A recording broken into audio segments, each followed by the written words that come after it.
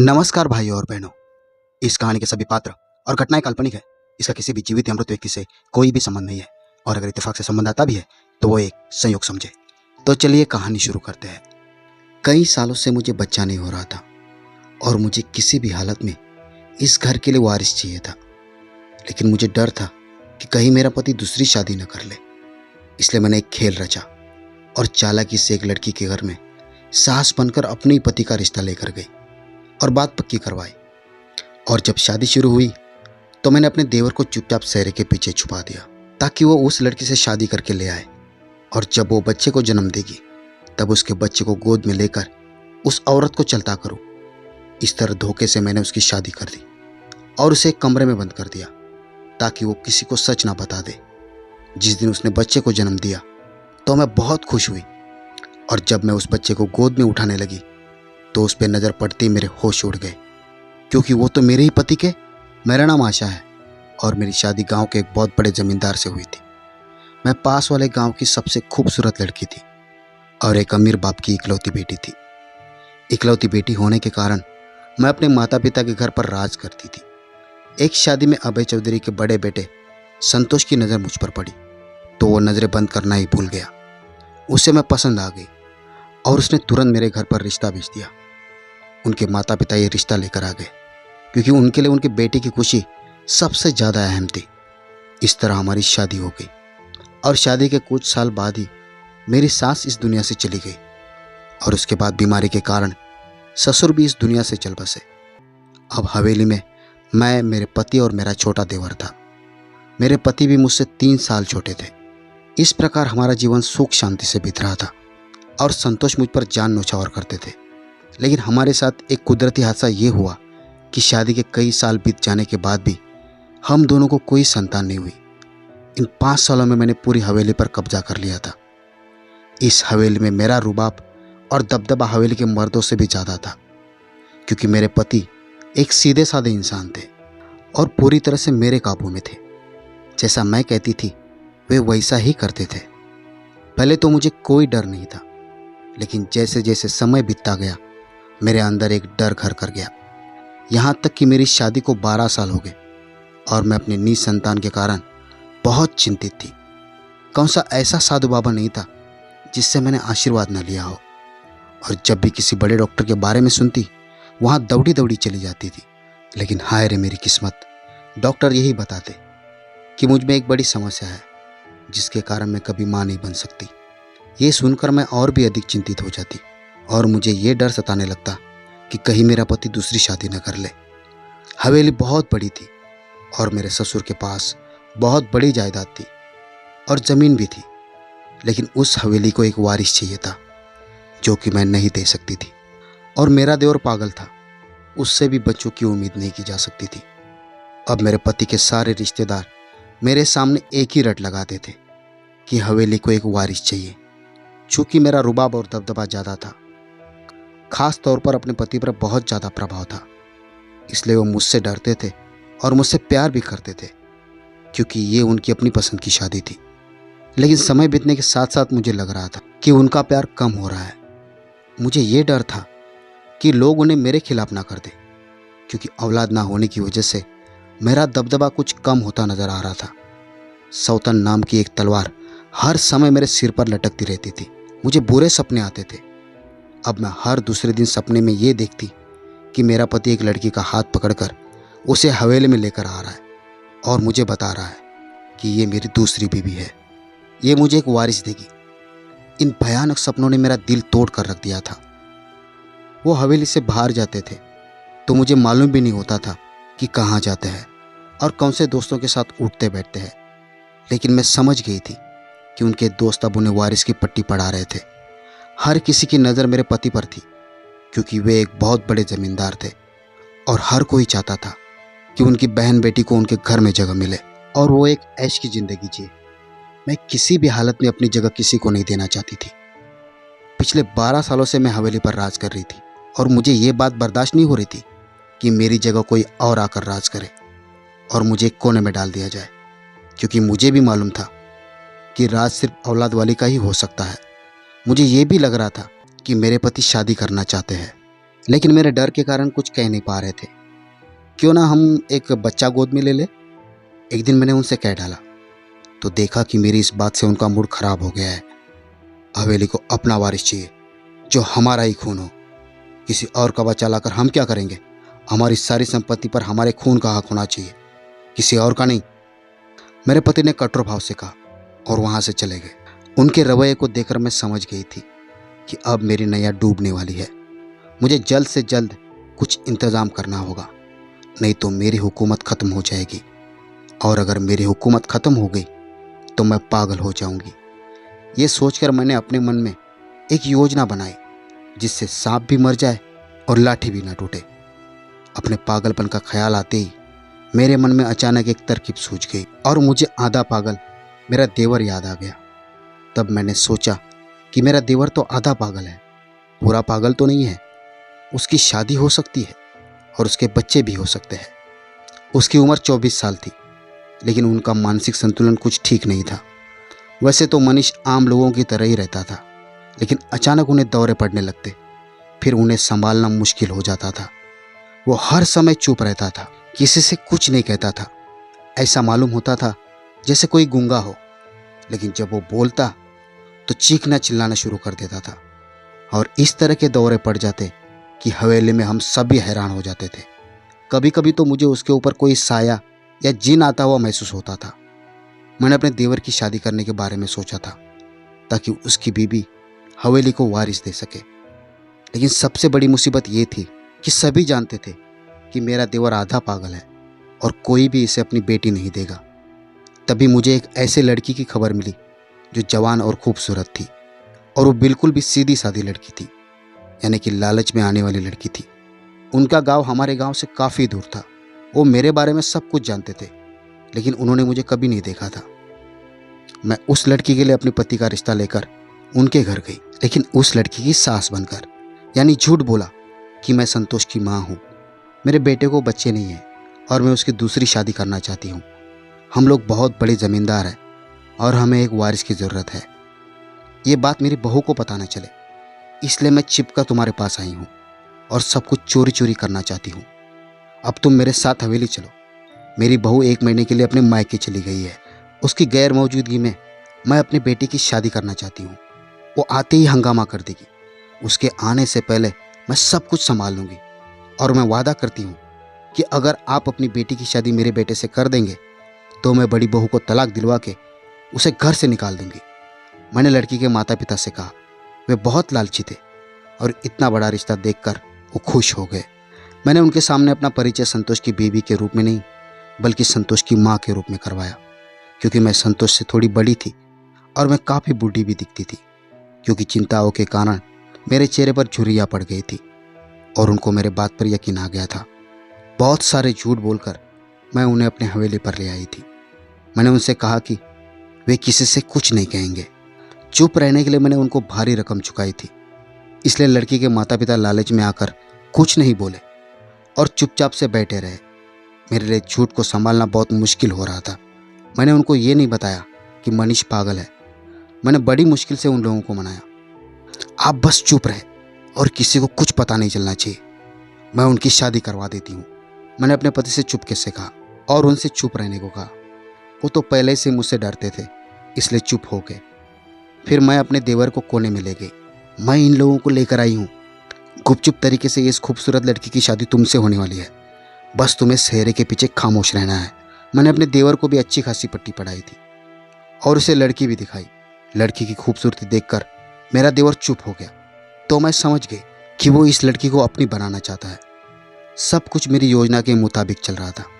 मेरे पति चुप थे और मेरे देवर ने भी कोई हंगामा नहीं किया। मैंने तुरंत पंडित जी और कुछ सहेलियों को बुला लिया। जैसे ही शादी का समय नज़दीक आया तो मैंने अपने देवर को सेहरा बांधकर बिठा दिया। उसका चेहरा नज़र नहीं आ रहा था।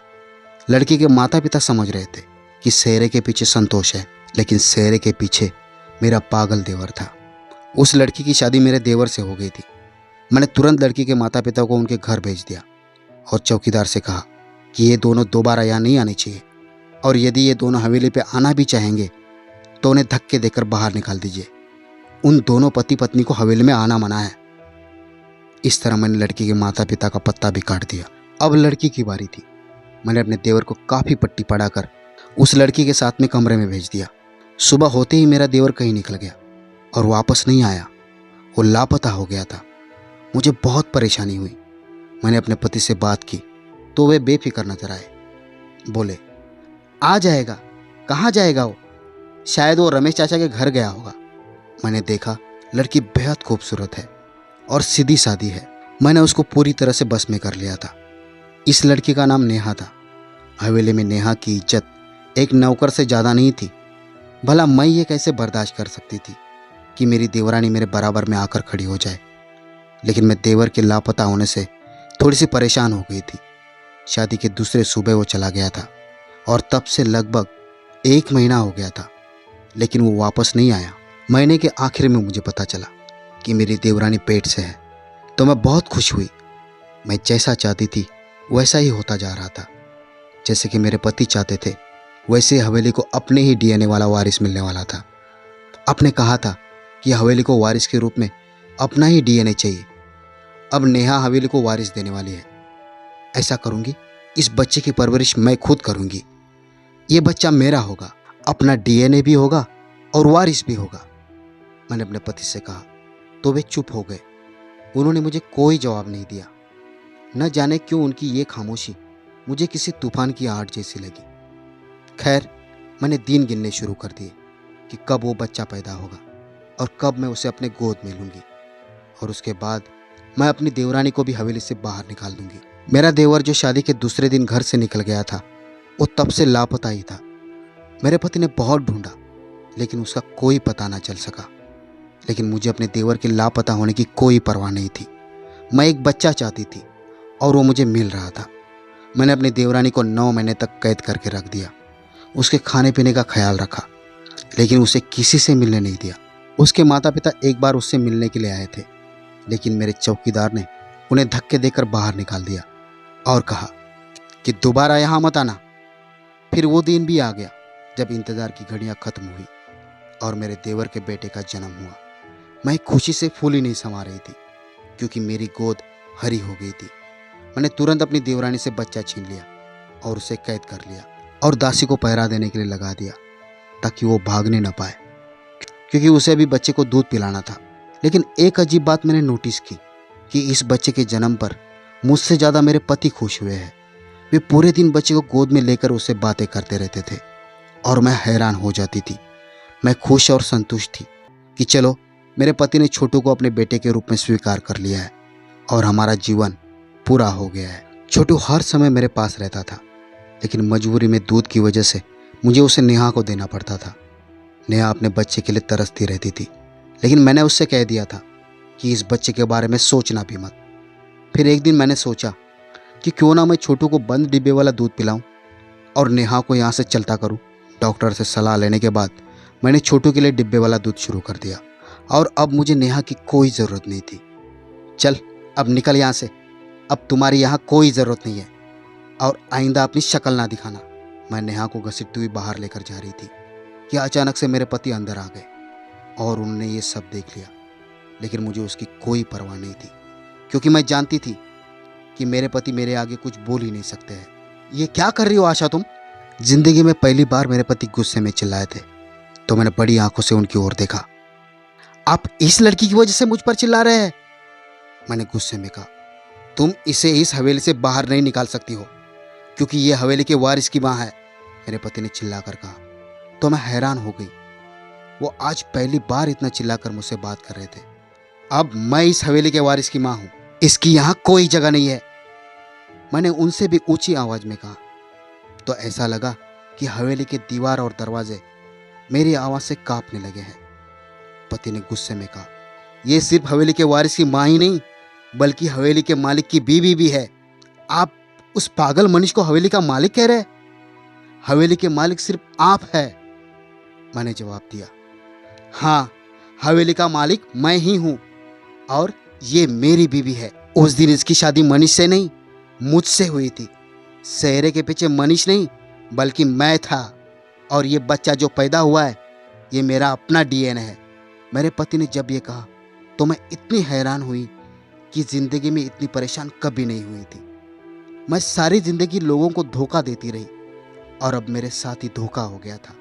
ऐसा नहीं हो सकता, आप झूठ बोल रहे हैं। मैंने सबकी तरफ देखते हुए सभी नौकर मेरी ओर देख रहे थे। अब मुझे ऐसा महसूस हो रहा था कि मेरे पतन का समय शुरू होने वाला था। हवेली के नौकर लोगों की आंखों में मेरे बर्बादी की जो चमक थी उसे मैं साफ देख सकती थी, क्योंकि मैंने उन पर जुल्म ही इतने ज्यादा किए थे। ये लो हमारे शादी का सर्टिफिकेट। मेरे पति कमरे में गए और शादी का सर्टिफिकेट लेकर आ गए तो मैं हैरानी से उनकी तरफ देखती रह गई। इतना बड़ा धोखा किया आपने मेरे साथ, मैंने गुस्से में अपने पति से कहा। तुम्हें क्या लगता है आशा कि धोखा देना सिर्फ तुम्हें ही आता है? सिर्फ तुम ही लोगों की जिंदगी के साथ खेल सकती हो, उन्हें बर्बाद कर सकती हो, उन्हें तकलीफ दे सकती हो, लेकिन तुम्हें कोई धोखा ना दे। मेरे पति अब थोड़े नीची आवाज में बोल रहे थे, लेकिन वो अभी भी गुस्से में ही थे। इस मासूम लड़की की शादी तुम एक आधे पागल आदमी से करना चाहती थी। तू जानती थी कि जब उसे दौरे पड़ते हैं तो वो किसी का कत्ल भी कर सकता है। तुम इस लड़की का जीवन बर्बाद करने जा रही थी, लेकिन मुझे ये ठीक नहीं लगा। इसलिए शादी के समय मैंने मनीष को वहां से हटा दिया और सेहरा पहनकर वहां खुद बैठ गया और इस लड़की की शादी मुझसे हो गई थी। और ये बच्चा मेरा अपना डीएनए है। अब ये इस घर से नहीं जाएगी। अब इस घर से जाने का वक्त तुम्हारा आ गया है। मेरे पति ने कहा, तुम मुझे इस हवेली से बाहर निकाल दोगे? तुम? मैं अपने पति की गर्दन पकड़ने के लिए आगे बढ़ी तो किसी चीज से टकराकर कांच की टेबल पर गिर गई और मेरा सिर जोर से टकराया और उसके बाद मेरी आंखों के सामने अंधेरा छा गया। उसके बाद मुझे कुछ मालूम नहीं पड़ा कि मेरे साथ क्या हुआ। जब मेरी आंख खुली तो मैं अस्पताल में थी। मेरे पति कहाँ हैं? मैंने सामने खड़ी नर्स से पूछा। नर्स तुरंत वहां से चली गई और सीनियर डॉक्टर को बुलाकर लेकर आ गई। चोट लगने के बाद आप कोमा में चली गई थी। पिछले 6 महीने से आप कोमा में थी।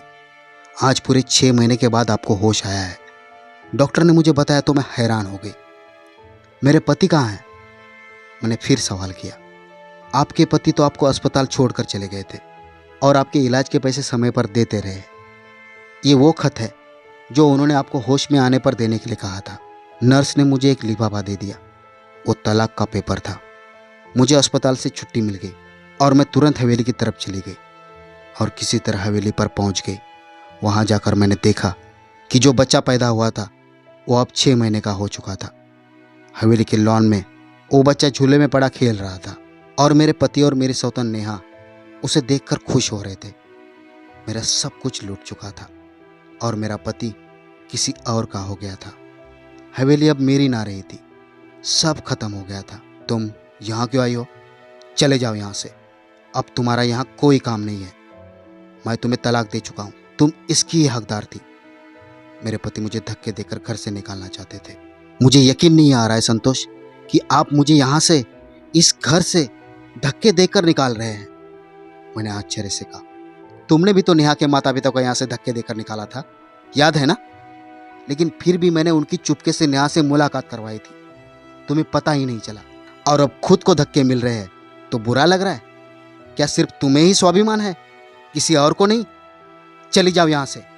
संतोष ने मुझे धक्के देकर बाहर निकाल दिया और आज मैं दर दर भटकती हूँ और भीख मांगकर गुजारा करती हूँ। सच कहते हैं कि बुरे कर्म का अंजाम बुरा ही होता है। तो भाइयों और बहनों, ये थी आज की कहानी। अगर आपको कहानी अच्छी लगी हो तो वीडियो को लाइक कीजिए, शेयर कीजिए और कमेंट भी कीजिए। और हाँ, सबसे ज़रूरी बात, अगर आपने अभी तक मेरे चैनल को सब्सक्राइब नहीं किया है तो प्लीज़ सब्सक्राइब करें। तो भाइयों और बहनों, मिलते हैं अगले वीडियो में एक और दिलचस्प कहानी के साथ। तब तक के लिए नमस्कार। धन्यवाद भाइयों और बहनों।